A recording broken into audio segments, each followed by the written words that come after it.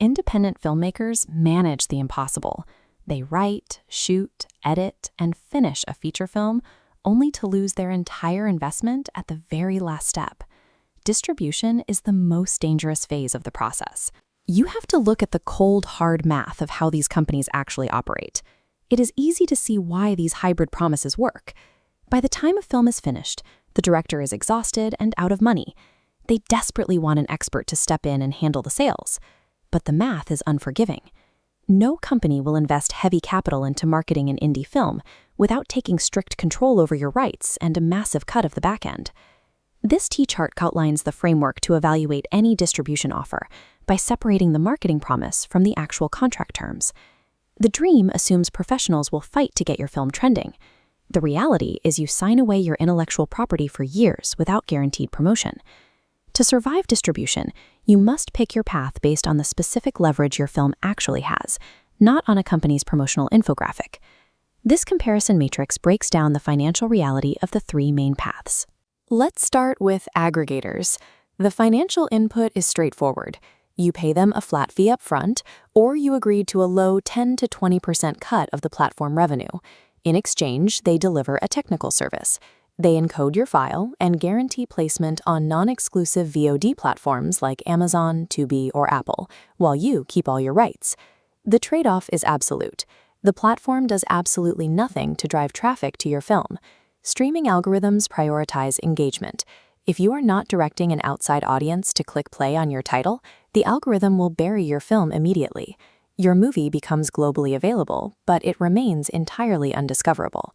Aggregators are honest about not marketing your film, but if you lack your own marketing engine, retaining 100% of zero revenue still leaves you with zero.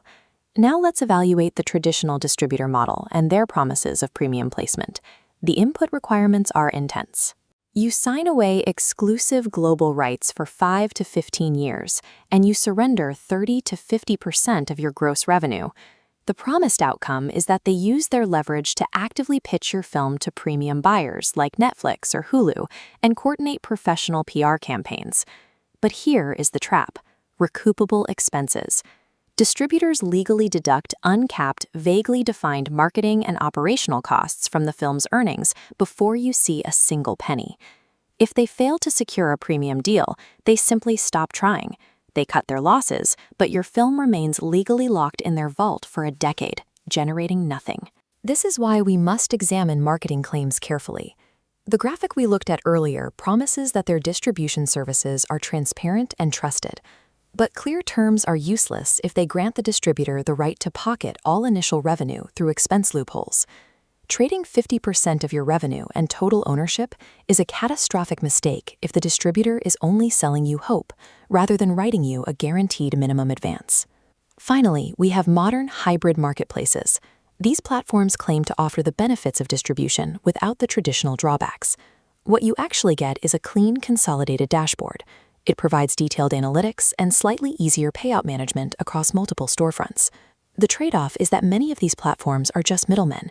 They use the exact same underlying aggregator pipelines to push your film to Amazon or Apple. Giving up a higher revenue cut to a marketplace does not force third-party streaming algorithms to treat your film any better.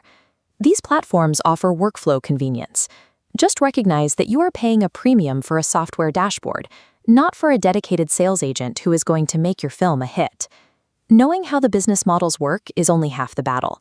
Now you need to match the tool to your specific project.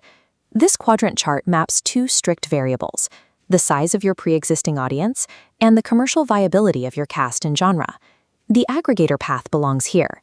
It is built for creators with a strong YouTube following, or filmmakers serving a highly targeted, niche community. These independent filmmakers already have their own massive marketing engine built from scratch to drive heavy online traffic. Their priority is just getting the file online while retaining 100% of their rights and revenue. The traditional distributor path belongs here. This is for films with recognizable stars, high-end production value, or broad genre appeal like horror. Surrendering 50% is only justified when a distributor can leverage elite industry relationships to secure a massive financial deal that the filmmaker could never get on their own. Your film's unique DNA dictates the right distribution tool. Forcing a mismatch will guarantee a financial loss. The most vulnerable moment in a filmmaker's career is the day they receive a distribution offer. Fatigue and relief often override business sense. You must always respect the cold permanence of a bad agreement, because once you sign that contract, your asset is gone forever. Protect yourself with 3 non-negotiable contract checks. First, verify the exact marketing deliverables promised in writing. If they say they will run ads, demand the exact minimum ad spend directly in the contract. Second, demand a strict, low monetary cap on all recoupable expenses so they cannot drain your revenue indefinitely. Third, negotiate the shortest possible term length. If they fail to perform, you need a mechanism to reclaim your film quickly. Let's look at this graphic one last time. It presents a simple black and white choice. It asks a direct question at the top: which makes you more money? The reality is that neither model inherently makes you money. Nobody cares about your film more than you do. Treating distribution as a strategic business operation, rather than a leap of faith, is the only way you survive.